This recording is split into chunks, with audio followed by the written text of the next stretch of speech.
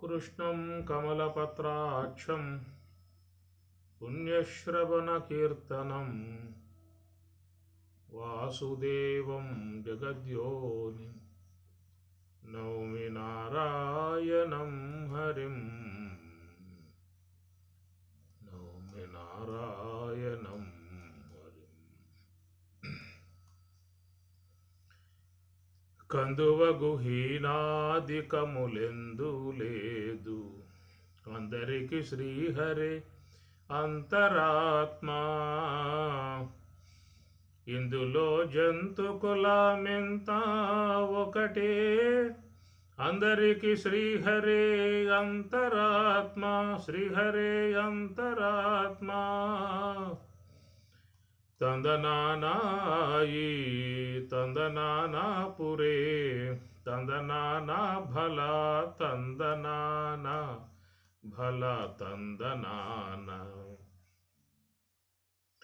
బ్రహ్మమొక్కటే పరబ్రహ్మమొక్కటే పరబ్రహ్మమొక్కటే తందనానాయి తందనానాపురే తందనానా బల తందనాన బల తందనాన నిండార రాజు నిద్రించు నిద్రయునొకటి అండనే బంటు నిద్ర అదియునొకటే నిండార రాజు నిద్రించు నిద్రయునొకటి అండనే బంటు నిద్ర అదియునొకటే మెండైన బ్రాహ్మణుడు మెట్టు భూమి ఒకటే చండాలుడుండేటి సరి భూమి ఒకటే చండాలుడుండేటి సరి భూమి ఒకటే తందనానాయి తందనానాపురే తందనానా భల తందనానా భల తందనానా భల తందనా అనుగు వేద అనుగు దేవతలకును గలకామ సుఖమొకటి ఘన కీటక పశువులకు కామ సుఖమొకటే అనుగు దేవతలకును అలకామ సుఖమొకటి ఘన కీటక పశువుకును కామ సుఖమొకటి దినమహోరాత్రములు తెగిదనాడ్యునికొకటే వనర నిరుపేదకును ఒకటే అవియు తందనానాయి తందనానాపురే తందనానా భల తందనానా భల తందనానా బల తందనా కడగి ఏనుగు మీద కాయు ఎండయునొకటే పుడమి శునకము మీద బొలయు ఎండయొకటే కడగి ఏనుగు మీద కాయు ఎండయునొకటే పుడమి శునకము మీద బొలయు ఎండ ఒకటే కడుపుణ్యులను పాపకర్ములను సరిగావ జడియ శ్రీ వెంకటేశ్వరు నామముకటే కడుపుణ్యులను పాపకర్ములను సరిగావ జడియ శ్రీ వెంకటేశ్వరు నామముకటే తందనానాయి తందనానాపురే తందనానా భల తందనానా బ్రహ్మమొక్కటే పరబ్రహ్మమొక్కటే పరబ్రహ్మమొక్కటే పరబ్రహ్మమొక్కటే తందనానాయి తందనానాపురే తందనానా భల తందనానా భల తందనానా భల తందనానా ఈశావాస్యోపనిషత్తు సపర్యగాత్ శుక్రం అకాయం అవరణం అస్నావిరగం శుద్ధం అపాపవిద్ధం కవిర్మనీషీ పరిభూః స్వయంభూః యాథా తద్యతో అర్ధాన్ వ్యదధాత్ శాశ్వతీభ్యః సమాభ్యః సపర్యగాత్. భగవంతుడు అంతటా వ్యాపకమై ఉన్నాడు. శుక్రం పరిశుద్ధుడై ఉన్నటువంటి విధానం.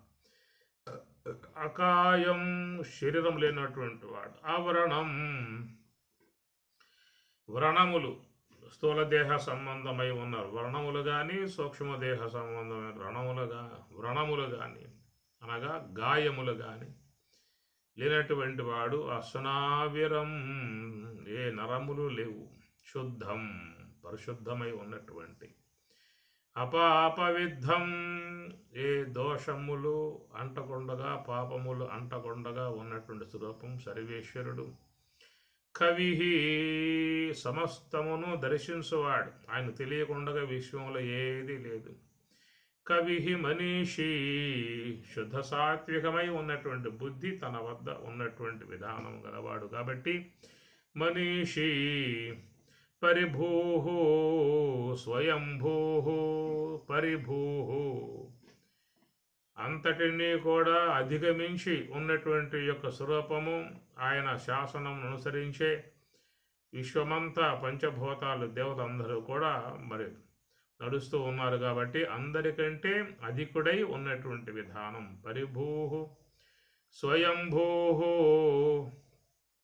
స్వయంభూ తనకు తానుగా ఉన్నటువంటి వాడు.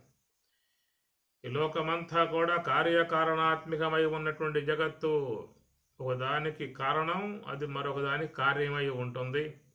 జగత్తంతా కూడా ఆ ప్రకారముగా తనకంటే పైన మరొకటి ఉంటుంది. కార్యకారణకర్తృత్వే హేతు ప్రకృతి ఉచ్యతే. కార్యకారణాత్మకమై ఉన్నటువంటి విధానమే ఈ విశ్వమంతా కూడా. ఆ ప్రకారముగా ఉన్న విధానములో సర్వేశ్వరునకు ఎవరు కారణం కాదు. ఎవరి కారణం వల్ల ఆయన ఉన్నటువంటి విధానం కాదు కాబట్టి ఆయన స్వయంభూ అనే విషయముగా చెప్పుకొస్తూ ఉన్నారు. యాథా తద్యతః అర్థాన్ వ్యదధా శాశ్వతేభ్యః సమాభ్యః.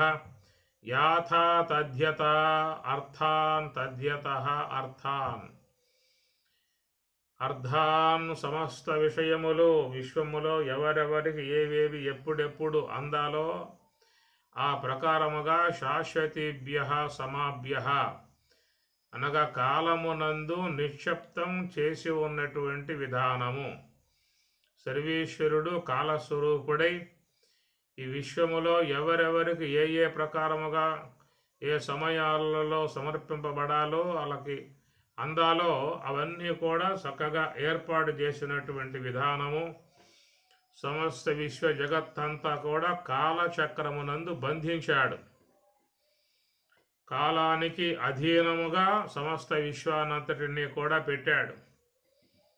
ఆ కాల గమనములో ఏవేవి ఎప్పుడెప్పుడు ఏ ప్రకారంగా మరి ఫలవంతముగా కావాల్సి ఉంటుందో అవన్నీ కూడా ఆ సమయం రాగానే అన్నీ కూడా చిగురించి పుష్పించి ఫలములు అందించే విధానము. ఇవన్నీ కూడా కాలమునందు నిక్షిప్తం చేయబడ్డటువంటి యొక్క విధానము. అట్లనే ఈ లోకములో సకల దేవతలకు కూడా ఎవరెవరిలో ఏ ఏ స్థానములలో ఉండి వాళ్ళు ఏ ప్రకారముగా ప్రవర్తించాల్సి ఉంటుందో ఆ ప్రకారముగా అందరినీ కూడా ఆయా స్థానాలలో నియమించినటువంటి యొక్క అధినాయకుడు. యాథా తద్యతః అర్థాన్ వ్యదధా శాశ్వతేభ్యః సమాభ్యః. శాశ్వతేభ్యః శాశ్వతముగా సమాభ్యః అన్నీ కూడా కాలమునందు నిక్షిప్తత కాలమునందు బద్ధత అనేటువంటి విధానము.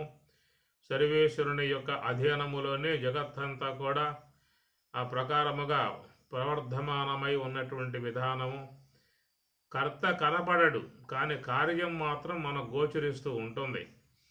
ఈ కార్యానికి కర్త ఉన్నటువంటి వాడు భగవంతుడు. ఆయన శాసనము నుంచే అన్నీ కూడా ప్రవర్తించేటువంటి విధానము. కాబట్టి ప్రకారం దేనికైనా కానీ కర్త ఉండాలి. లోకములో కర్త ఉన్నప్పుడే కార్యములు జరిగే విధానం అనేది ఉంటుంది. అట్లా విశ్వ కారణం భగవంతుడు కనుక ఆయన ఎవరెవరికి ఎప్పుడెప్పుడు ఏవేవి సమర్పింపబడాలో అవన్నీ కూడా కర్మానుగుణ్యముగా అందరికీ కూడా ఆయన సమర్పించే విధానముగా ఉన్నటువంటి వాడు కాబట్టి సర్వేశ్వరుణ్ణి ఇక్కడ ఉద్దేశించి యాథా తద్యత అర్థాన్ శాశ్వతేభ్య సమాభ్య కాలము ద్వారా ఆయా జీవులకన్నిటినీ కూడా అందిస్తున్న విధానముగా మనకి మంత్రములో సర్వేశ్వరుని ఉద్దేశించి చక్కగా అందించినటువంటి లక్షణాలు. సర్వేశ్వరుని యొక్క సర్వజ్ఞత్వం దీంట్లో మనకి గోచరించే విధానంగా ఉంటుంది మంత్రభాగములో. తర్వాత 9వ శ్లోకంలో మనం పోయినట్లయితే ఇక్కడ నుంచి మనకు వచ్చేటువంటి 3 శ్లోకాలు ఉంటాయి, 3 మంత్రాలు ఉంటాయి. ఈ 3 మంత్రములు కూడా ఒక అత్యద్భుతమైనటువంటి యొక్క విషయాన్ని ప్రబోధింపజేసేటువంటివిగా ఉంటాయి.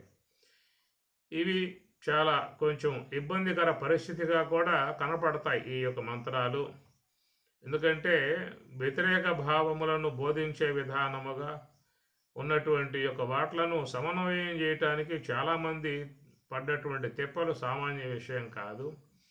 ఏవేవో చెప్పి వాళ్ళు మరి వాటిని సమన్వయం చేయటానికి వాళ్ళు చేసినటువంటి ప్రయత్నాలు అది అసంబద్ధముగా కూడా అని చాలామందిలో కనపడేటువంటి విషయాలు ఉంటాయి.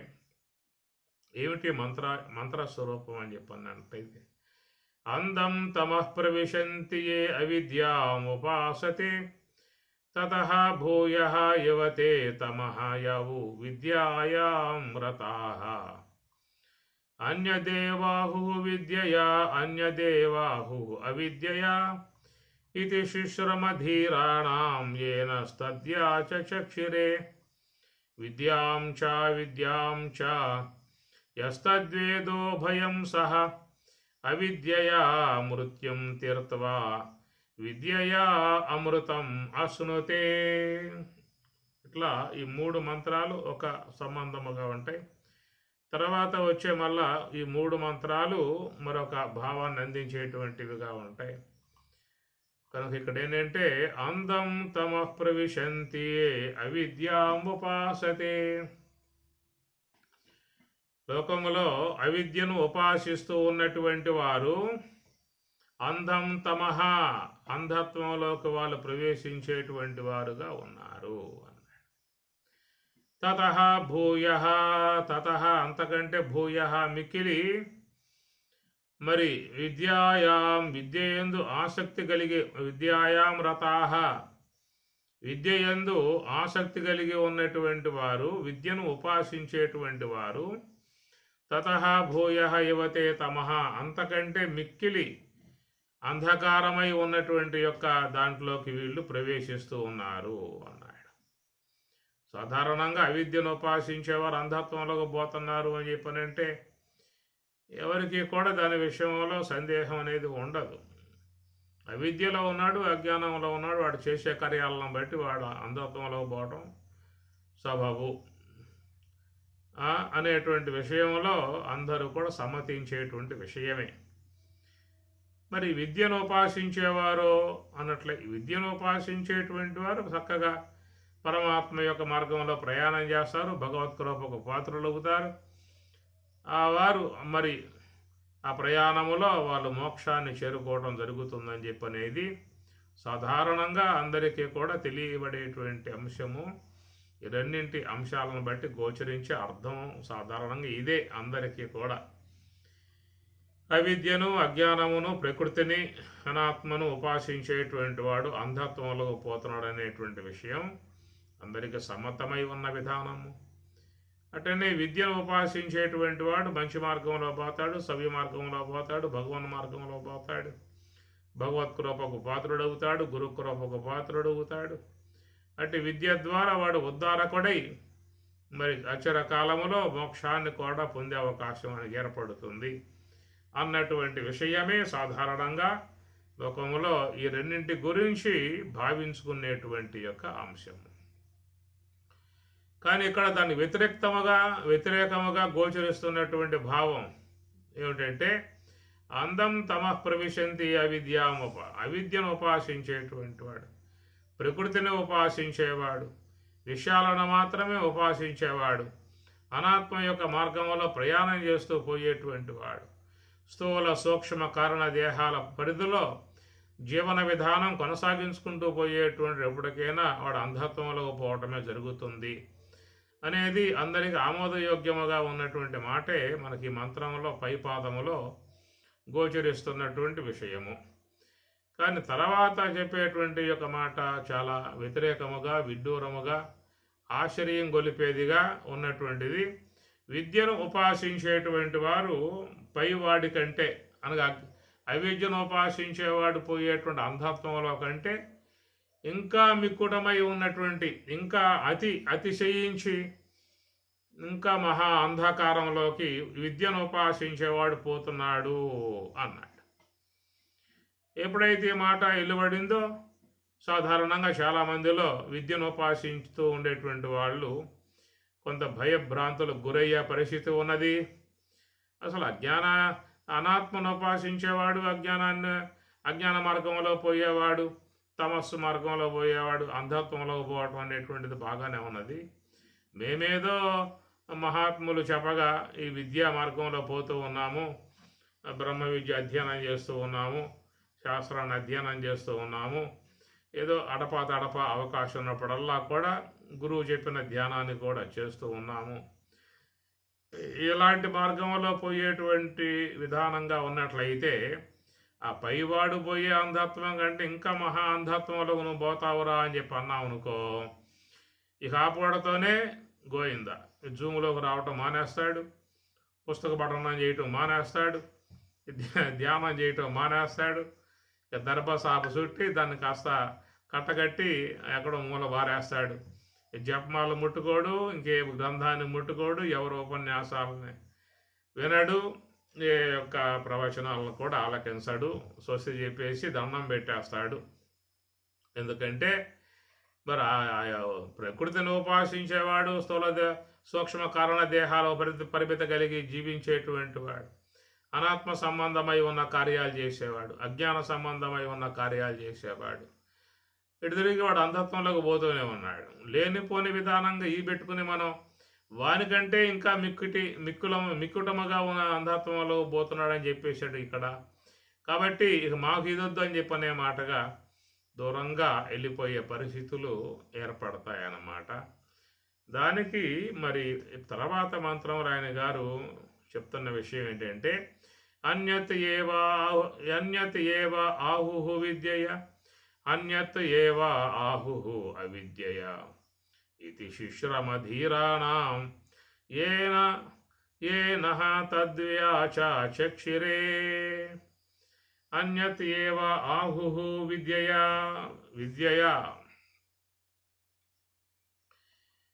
అనేటువంటి దాని ద్వారా కలిగేటువంటి యొక్క ప్రయోజనము వేరుగా ఉంటుంది. అన్యత్ ఏవాహుహు అవిద్యను ఉపాసించటం వల్ల కలిగేటువంటి యొక్క ప్రయోజనం మరొక విధానంగా ఉంటుంది.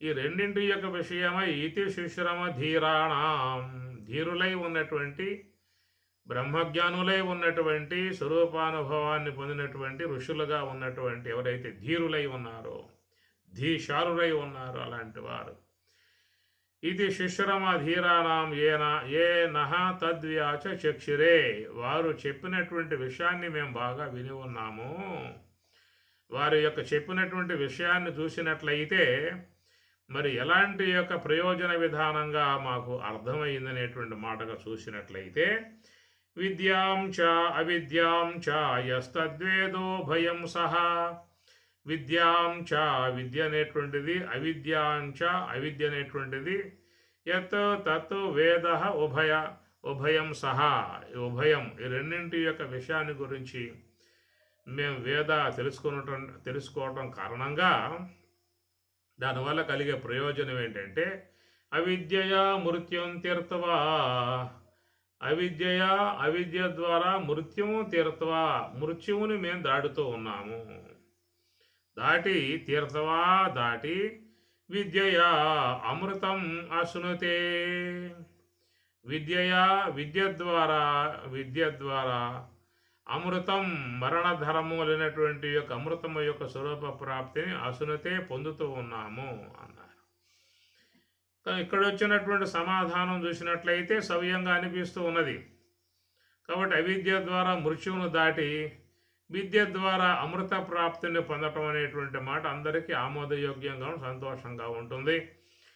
కనుక ఈ మాట కనుక విన్నట్లయితే దూరంగా పారేసిన పుస్తకాలు కూడా దగ్గర తీసుకుంటారు.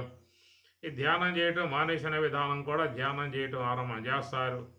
మహాత్ములు సేవించే విధానంగా దూరం అయినటువంటి వారు దగ్గరై పరమాత్మ మహాత్ములు సేవించే విధానం చేస్తారు.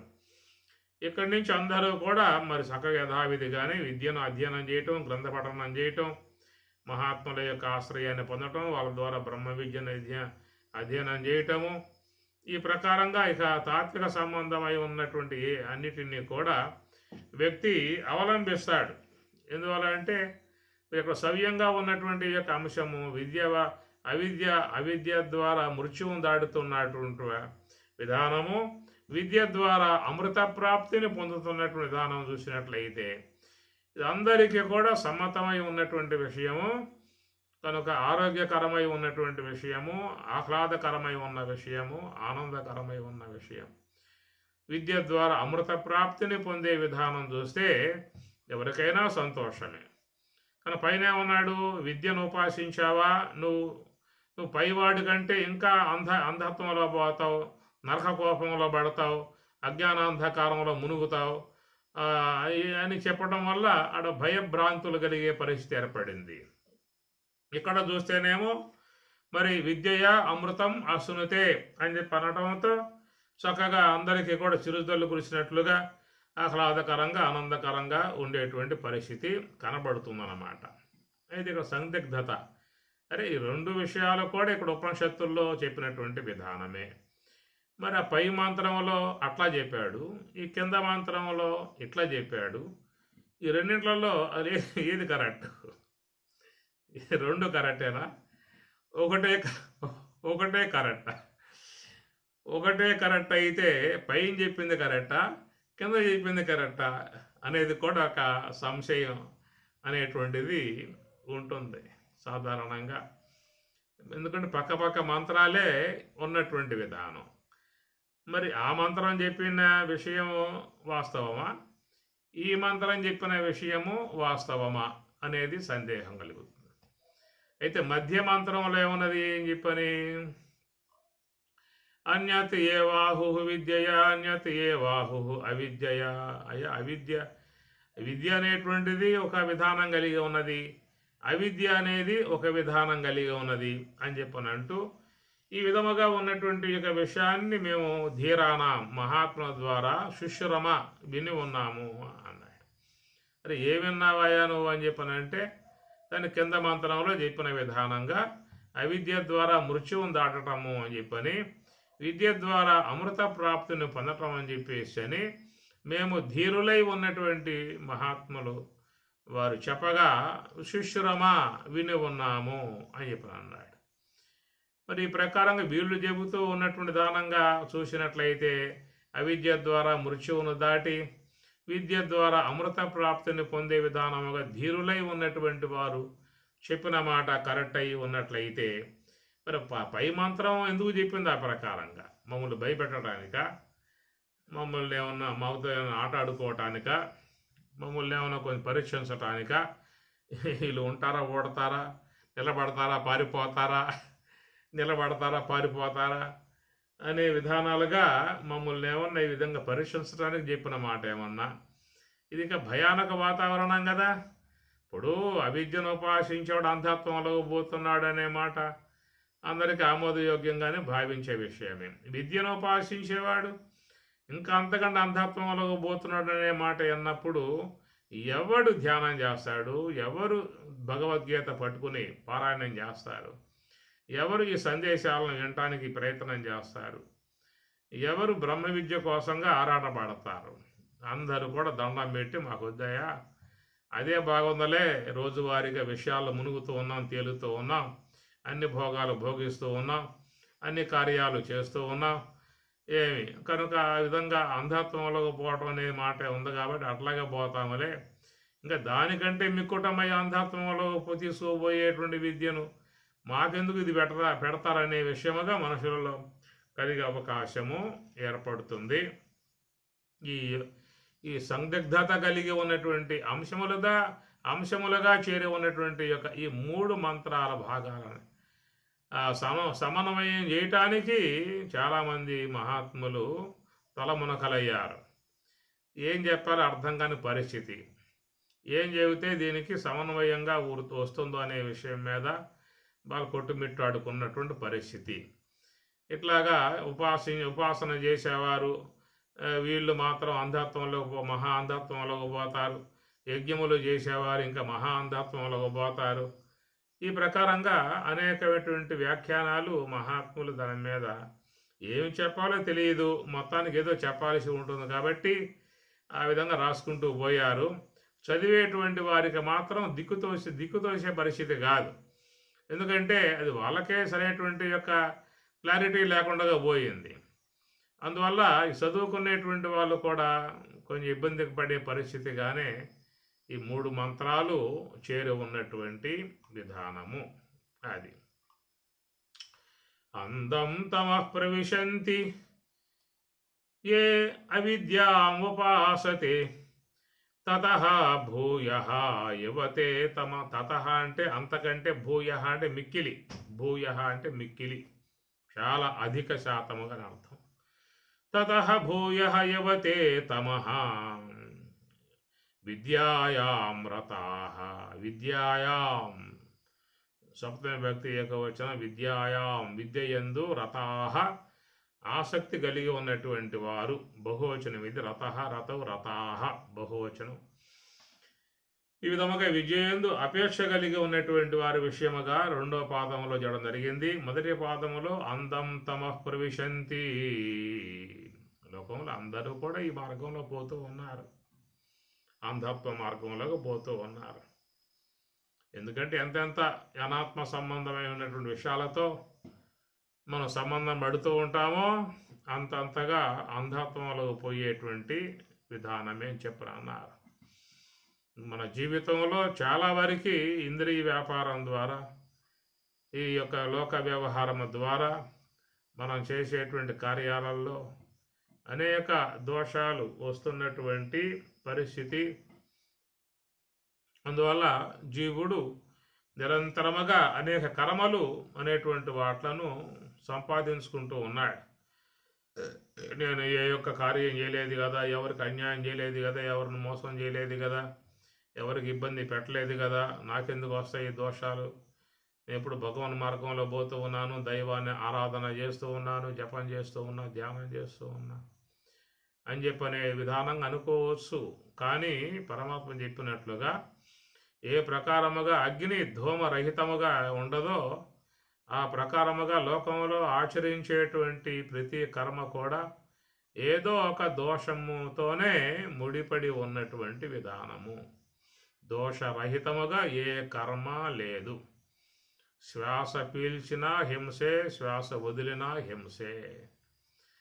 ఎందుకంటే ఆ శ్వాస ద్వారా నీకు ఎన్నో జీవులు నీ గర్భగోళంలో పోయి పడతా ఉన్నాయి, ఎన్నో జీవులు అక్కడ మరణిస్తూ ఉన్నాయి. మనం తీసుకునేటువంటి యొక్క ఆహారాలు, మేము సాత్విక ఆహారం తింటామండి, ఎలాంటి యొక్క వాటిని తినం మేము, పండ్లు కూరగాయలు వీటిలో మాత్రం స్వీకరిస్తామని చెప్పని అంటాం. మరలా పండించడానికి రైతులు ఎన్ని మందులు కొడుతున్నారు, ఎన్ని జీవులను చంపుతూ ఉన్నారో, చంపిన తర్వాత నీకు ఆ పదార్థం చేతికి వస్తుందో. మరి ఈ ప్రకారంగా వచ్చినటువంటి దోషం కేవలం రైతుకు మాత్రమే వస్తుందా, మనకు కూడా వస్తుందా?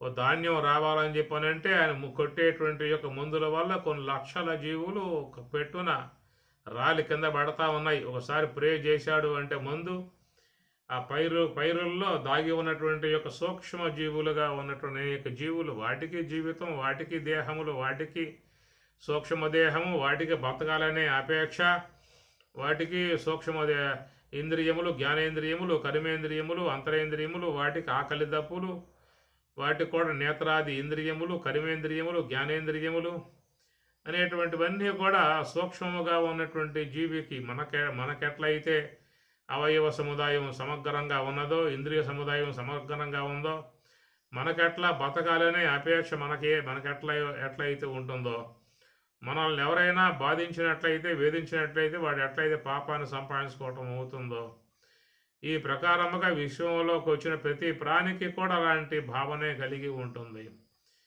కానీ మరి రైతుకి తప్పని పరిస్థితి, వాడు పైరు పండించాలంటే ఫలసాయం రావాలని చెప్పనంటే దాన్ని పట్టినటువంటి యొక్క మరి పురుగులను, జీవులను, సూక్ష్మ జీవుల్ని సంపక తప్పదు. సంపందే సజావుగా ఆ పంట చేతికి వచ్చే అవకాశం లేదు.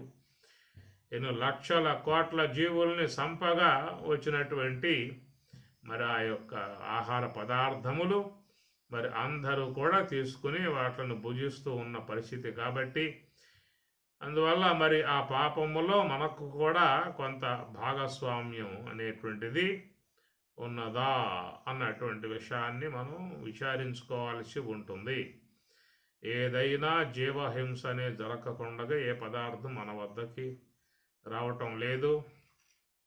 సరే, ఈ ప్రకారంగా అనాత్మతో అనుబంధం కలిగి, ఇంద్రియములతో సంబంధం కలిగి, విషయాలతో సంబంధం కలిగి జీవించేటువంటి యొక్క జీవన విధానం ప్రతి ఒక్క వ్యక్తి ఏదో రూపంగా చిన్న చిన్న పాపాల నుంచి పెద్ద పెద్ద పాపాల వరకు పంచసోనములు అని చెప్పని కూడా చెప్తారు. ఈ పంచసోనములుగా మరి చెప్పేటువంటి మాట.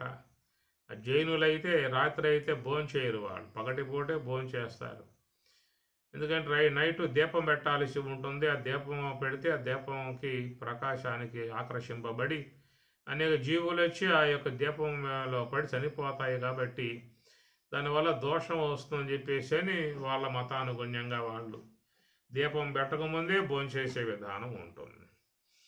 అనేక జీవులు ఈ యొక్క గాలిలో కలిసి ఉంటాయి కాబట్టి అలాంటి గాలి విధానముగా మనం పీల్చినప్పుడు మన యొక్క లోనటువంటి వేడికి అన్నీ చనిపోయే పరిస్థితి ఉంటుంది కనుక అని చెప్పని వాళ్ళు ముక్కులు గొడ్డ కట్టుకొని ఉండేటువంటి పరిస్థితి. ఎందుకంటే ఆ యొక్క శ్వాస పీల్చినప్పుడు ఆ గుడ్డగాడ జీవులు ఆగిపోతాయి కాబట్టి మనకు ఆ దోషం రాదని చెప్పనే విధానంగా వాళ్ళు మత విధానములో కొంత వాళ్ళు పాటిస్తున్నటువంటి అంశము. సరే, ఏది ఏమైనా జీవన విధానం అంతా కూడా దోషభూయిష్టముగానే ఉన్నది. మనకు ఏదో ఒక రకంగా జీవుల్ని పాపములు అంటేటువంటి పరిస్థితిగా ఉన్నది కాబట్టి అందం తమః ప్రవిశంతి అవిద్యాముపాసతే. అవిద్య అంటే అజ్ఞాన సంబంధమై ఉన్నటువంటి, వ్యావహారిక సంబంధమై ఉన్నటువంటి, ప్రాపంచిక సంబంధమై ఉన్నటువంటి ఈ మానవ జీవన విధానం బహిర్గతముగా ప్రవృత్తి మార్గముగా జీవించే జీవన విధానం. ఈ బహిర్గతముగా జీవించే జీవన విధానములో కూడా జ్ఞానులుగా ఉన్నటువంటి వారికి కూడా ఈ యొక్క దోషాలు అనేటువంటి వాళ్ళకు కూడా వస్తూ ఉంటాయని చెప్పనే మాట. అనగా బ్రహ్మానుభవాన్ని పొంది, బ్రాహ్మీ అనుభవాన్ని పొంది వాళ్ళు బయటికి రావాల్సిన ఆవశ్యకత ఉంటుంది. ఎందుకంటే ప్రారబ్ధం అనేటువంటిది ఉన్నది కాబట్టి ప్రారబ్ధం భోగతో నశ్యేత్, ప్రారబ్ధమును అనుభవించాల్సి ఉంటుంది. జ్ఞాని అయినప్పటికీ కూడా, బ్రహ్మజ్ఞాని అయినప్పటికీ కూడా ప్రారబ్ధం భోగతో నశ్యేత్, ఆయన కూడా బ్రహ్మానుభవమునందు అవలోకనం చేసేవాడుగా ఉన్నప్పటికీ కూడా ప్రారబ్ధమును అనుభవించాల్సి ఉంటుంది. కాబట్టి ఆయన కూడా ఈ విశ్వంలోకి రావాల్సిన పరిస్థితి ఉంటుంది. ఈ విశ్వంలోకి వచ్చి శరీర సంబంధం కలిగి ఆ శరీరము ద్వారా జ్ఞాన కర్మేంద్రియముల ద్వారా వ్యవహారం అనేది చేయాల్సి వస్తుంది. కాబట్టి ఈ ప్రకారముగా చేయటం కారణంగా ఆయనకు కూడా ఆగామి కర్మ అనేటువంటిది వస్తుంది అని చెప్పని అన్నారు. ఆయనకు కూడా ఆగామి కర్మ అనేటువంటిది వస్తుంది అని చెప్పనేటువంటి మాటగా చెప్పుకొచ్చారు. మరి ఎట్లా ఆగామి కర్మగా వచ్చినట్లయితే అనేటువంటి మాటకి కొంతమంది మహాత్ములు చెప్పినటువంటి భావం. ఈ ప్రకారముగా బ్రహ్మావలోకనం చేస్తూ ఉన్నటువంటి యొక్క మహాత్ములు లోక వ్యవహారం చేసినప్పుడు వచ్చినటువంటి యొక్క ఏ దోషాలైతే ఉన్నాయో అవి మరి ఆయన భక్తిపూర్వకముగా సేవించేటువంటి వారు, ఆయన కొనియాడేటువంటి వారు, ఆయన్ని కీర్తించేటువంటి వారు, అలాంటి భక్తులందరూ కూడా ఆయన యందున్నటువంటి ఆగామి సంబంధమై ఉన్నటువంటి యొక్క పుణ్యకర్మను వాళ్ళు తీసుకుంటారు అని చెప్పని అట్లనే మరి ఆ మహాత్ముల యందు ద్వేషం కలిగినటువంటి వాళ్ళు ఉంటారు. అందరూ భక్తి కలిగి ఉండరు, అందరూ కూడా సద్భావన కలిగి ఉండరు. కనుక ఆయన్ని దూషించే వాళ్ళు ఉన్నారు, మరి బాధించే విధానంగా కలిగినటువంటి వాళ్ళు ఉన్నారు, హింసించే స్వభావం కలిగిన వాళ్ళు ఉన్నారు. మరి ఈ ప్రకారంగా ఆయన్ని ఎవరైతే పరుష వాక్యములతో ఆయన్ని దూషిస్తూ ఉంటారో, అంటే దూషించేటువంటి వారికి ఆయన ప్రవృత్తి ద్వారా ఏర్పడేటువంటి ఆగామి కర్మలోని పాపం అనేటువంటి దాన్ని వాళ్ళు పంచుకుంటారు అని అన్నారు. కనుక ఈశ్వరాంశ కలిగి ఉన్నటువంటి వారై బ్రహ్మమును అవలోకనం చేసేగా ఉన్నటువంటి వారై ఉన్నటువంటి వారిని సేవించటం కారణముగా వాళ్ళకి వారి యొక్క సంబంధమై ఉన్న ఆగామి కర్మలోని సుకృత కర్మ అనేటువంటిది వాళ్ళు తీసుకొనగా, ఆయన దూషించినటువంటి వారు మరి దాని ద్వారా వచ్చేటువంటి పాప కర్మను వాళ్ళు పంచుకోవటం అవుతుందని చెప్పేసి మరి ఆ బ్రహ్మజ్ఞాని మహాత్ముల యొక్క విషయంలో చెప్పినటువంటి మాట అన్నమాట. ఒక పక్షాన చెప్పింది ఏంటంటే, సంచిత కర్మ జ్ఞానాగ్నిలో కాలిపోయినట్లుగానే ఈ వచ్చేటువంటి ఆగామి కర్మ కూడా అటు జ్ఞానాగ్నిలో కాలిపోతుంది అనేటువంటి మాటగా కూడా చెప్పారు ఒకటి.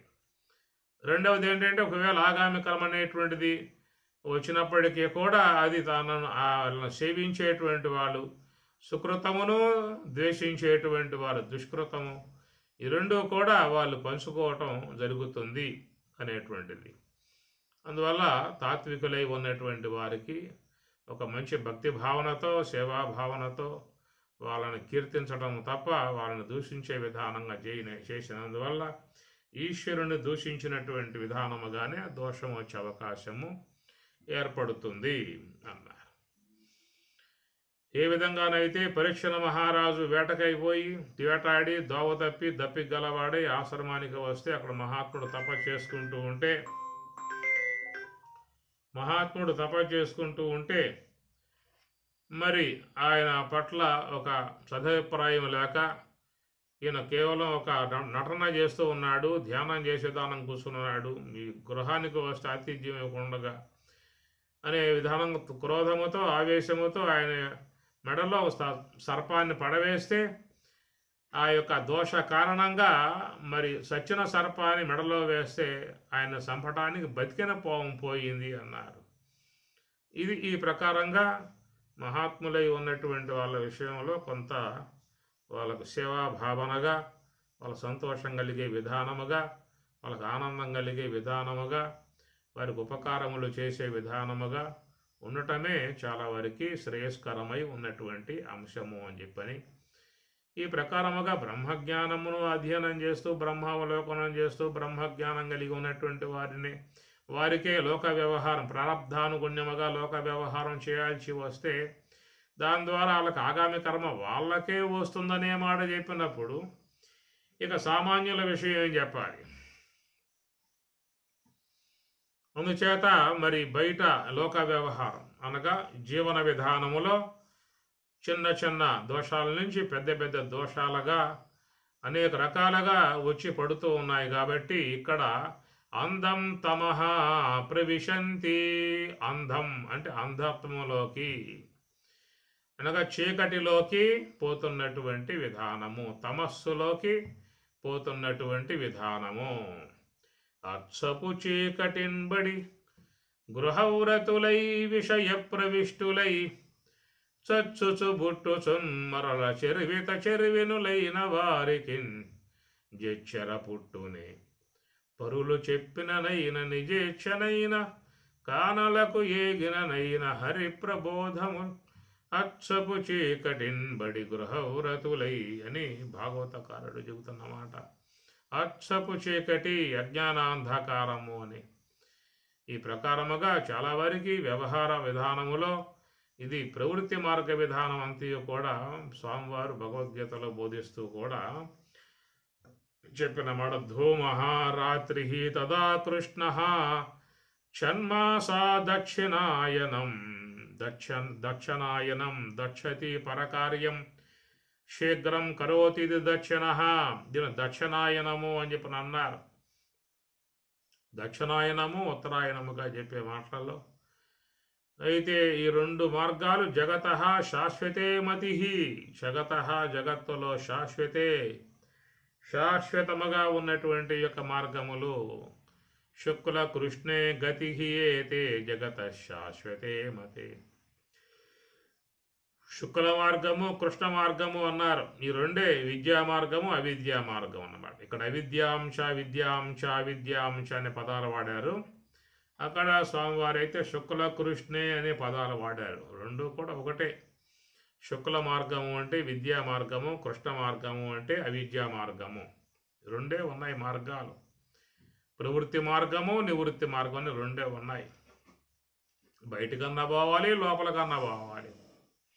అది కనుక లోనికి పోయేటువంటి వాళ్ళు లోనికి పోతూ ఉన్నారు, బయటికి పోయేటువంటి వాళ్ళు బయటికి పోతూ ఉన్నారు.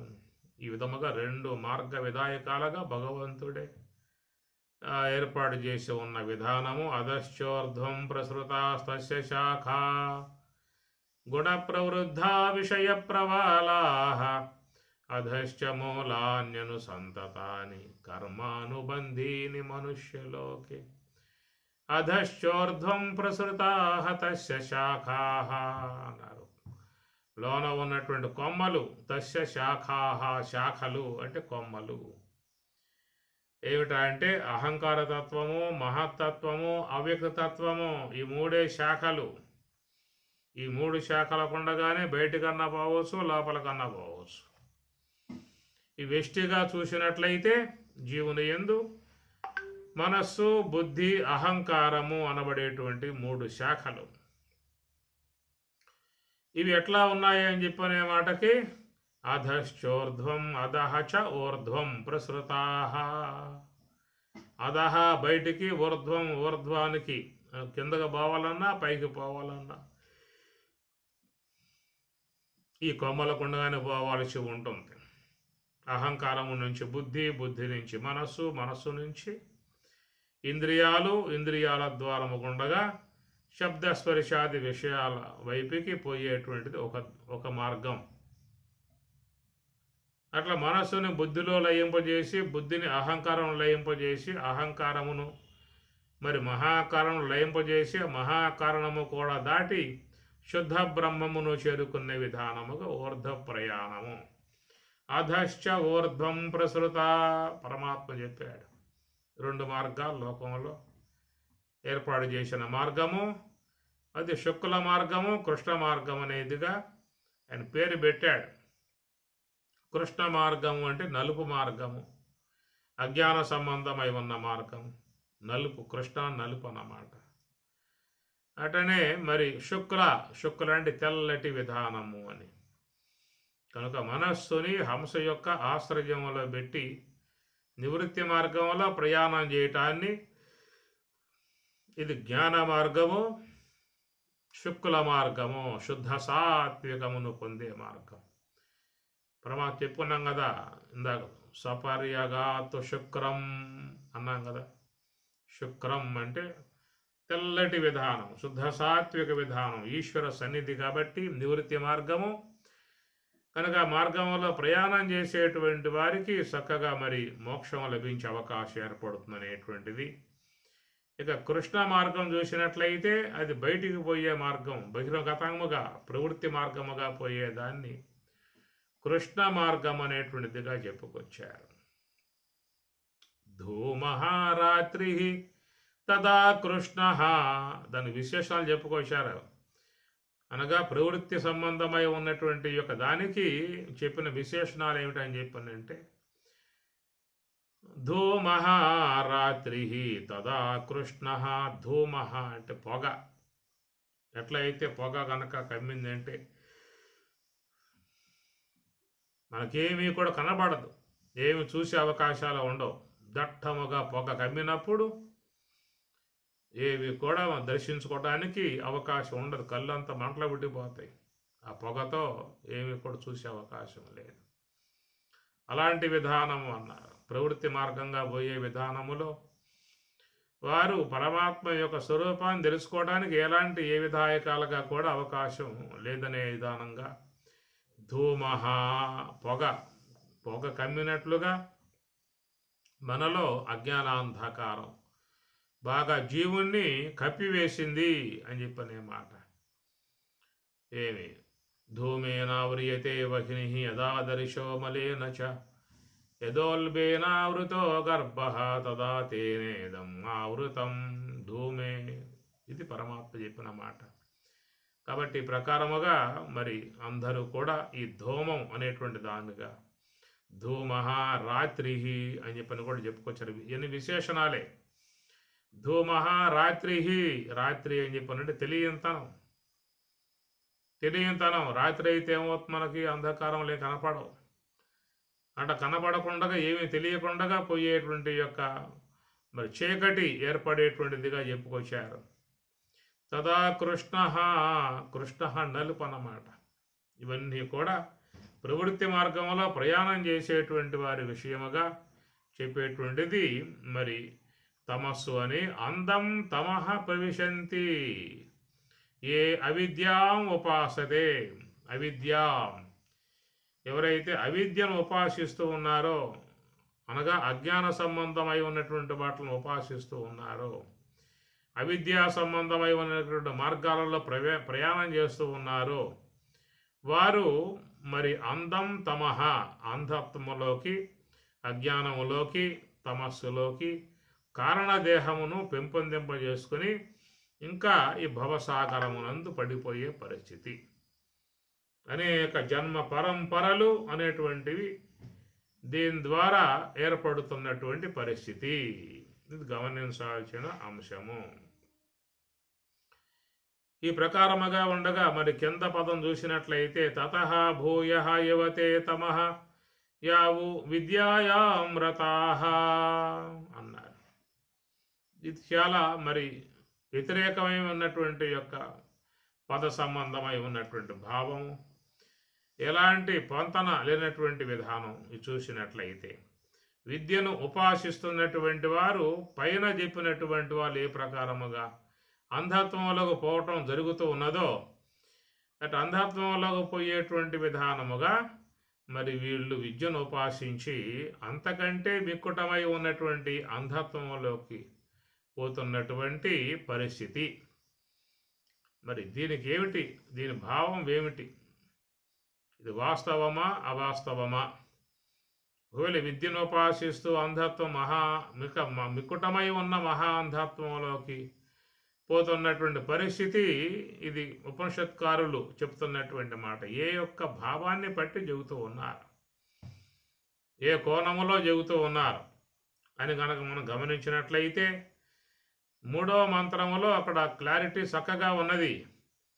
అవిద్యయా మృత్యుం తీర్త్వా విద్యయా అమృతం అశ్నుతే. అక్కడ మాత్రం విద్య ద్వారా అమృత ప్రాప్తిని పొందుతున్నటువంటి పరిస్థితి. అది అందరికీ కూడా ఆమోదయోగ్యముగా ఉన్నటువంటి అంశం అన్నమాట. ఇక్కడ ఈ విధంగా చెప్పడంలో గల కారణాన్ని మనం గమనించినట్లయితే మరి ఈ లోకములో ఉన్నటువంటి విద్యా సంబంధమై ఉన్నటువంటి ఒక మార్గము లోకములో ఉన్నది. జ్ఞాన సంబంధమై ఉన్నటువంటి మార్గము సరైనటువంటి యొక్క త్రోవ చూపకుండగా చాలామందిని అపమార్గములో లాక్కుపోయేటువంటి విధానాన్ని మనం చూస్తూ ఉన్నాము. విద్యను ఉపాసిస్తున్నటువంటి వారు ఆ విద్య ద్వారా, అనగా వారు సరైనటువంటి యొక్క భావ ప్రకటమును చేయకుండగా ఇతరులకు భ్రమను కల్పింపజేసి ఆ విద్య ద్వారా అపమార్గంలో లాక్కుపోయేటువంటి విధానముగా ఉన్నది. అంటే విద్యను ఉపాసిస్తూ, విద్యను ఆశ్రయిస్తూ, దానిని అధ్యయనం చేస్తూ ఉన్నటువంటి వాళ్ళు ఉన్నారు. వాళ్ళ విషయం వేరు. కానీ లోకానికి మేము ఆదర్శవంతులము, లోకానికి మేము జ్ఞాన ప్రబోధం చేసేటువంటి వాళ్ళము, లోకములో అందరినీ కూడా ఉద్ధారకంగా ఆ మార్గంలో తీసుకుపోయేటువంటి వాళ్ళము అని చెప్పని ఈ విద్యను ప్రచారం చేసేవాళ్ళు ఉన్నారు. జ్ఞాన మార్గము వైపుకి చాలామంది నడిపేటువంటి వాళ్ళు ఉన్నారు. ఇలాగా ఉన్నటువంటి వారు ఎలాగా వారి యొక్క ప్రబోధములు కానీ, వారు నడిపించేటువంటి నడక కానీ ఎట్లా ఉండాలి అని చెప్పనంటే, పరమాత్మ చెప్పినట్లుగా తస్మాత్ శాస్త్రం ప్రమాణంతే కార్యకార్య వ్యవస్థితౌ. తస్మాత్ శాస్త్రం ప్రమాణంతే, శాస్త్రమును ప్రామాణికంగా తీసుకుని ఆ విద్యను వాళ్ళు ఉపాసించినప్పుడు మరి ఆ యొక్క శాస్త్రములో ఏ విషయం అయితే ఉన్నదో అంటే ఆ విషయాన్ని మాత్రమే లోకంలో జిజ్ఞాస కలిగి ఉన్నటువంటి వారికి అందించాల్సి ఉంటుంది. ఇది ఉన్నటువంటి యొక్క వాస్తవిక విధానము. మరి ఏ శాస్త్ర విధిముసృజ్యా వర్తతే కామకారతః న సిద్ధిం నవాప్నోతి అని స్వామి చెప్పేశాడు.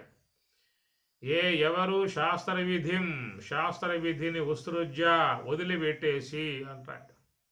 ఉత్సృజ్య అంటే వదిలిపెట్టి, శాస్త్ర విషయాన్ని పూర్తిగా వదిలిపెట్టేసి కామకారతః తమకు తాముగా కొన్ని అంశాలను కల్పించుకున్నారు, కొన్ని భావాలను వాళ్ళు అల్లిక చేసుకున్నారు. కనుక శాస్త్ర విరుద్ధమై ఉన్నటువంటి యొక్క నడకను వాళ్ళు ప్రవేశింపజేశారు. ఉన్నటువంటి యొక్క శాస్త్రాంశాన్ని యథాతథముగా అందించకుండా వారి సొంత భావాలను అల్లిక చేసి మరి సామాన్యముగా ఉన్నటువంటి వారు, అజ్ఞానములో ఉన్నటువంటి వారు, లోకంలో సామాన్యంగా ఉన్నటువంటి జనులు అజ్ఞానంలోనే ఉంటారు. అజ్ఞానేన ఆవృతం జ్ఞానం అని పరమాత్మ అన్నాడు. కనుక కర్మములలో తగులుకొని ఉన్నారు, అజ్ఞానావరణంలో ఉన్నారు. అందరి యొక్క పరిస్థితి ఇంతే. ఆ ప్రకారముగా ఉన్నటువంటి వారికి ద్వావ చూపుతాను అనేటువంటి ఉద్దేశంతో ఎవరైతే కంకణం కట్టుకుని బయలుదేరతారో, ప్రబోధకులుగా వాళ్ళు లోకంలోకి వస్తారో, ఆ వచ్చినటువంటి వారు సరైనటువంటి యొక్క విధానములో వారు యథార్థ విషయాన్ని అధ్యయనం చేసి యథార్థ కోణాన్ని వాళ్ళు గ్రహించుకొని దానిని సామాన్యులై ఉన్నటువంటి అజ్ఞానంలో పడిపోయి భవసాగరంలో కొట్టుకుపోతున్నటువంటి వారిని ఒడ్డుకు చేర్చే విధానముగా వాళ్ళు యథార్థమును గుర్తించి యథార్థమును అధ్యయనం చేసి యథార్థ విషయాన్ని వాళ్ళు కలిగి ఉండి వారిని తిరిగి మరలా ఒడ్డుకు లాగే విధానంగా ఉండాలి.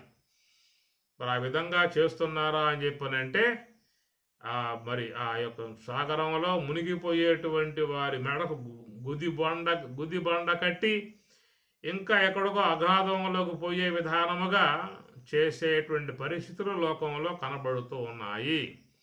ఆ ఉన్నటువంటి యొక్క అంశాన్ని మన ఉపనిషత్తులే సాక్షాత్గా బోధిస్తూ ఉన్నాయి.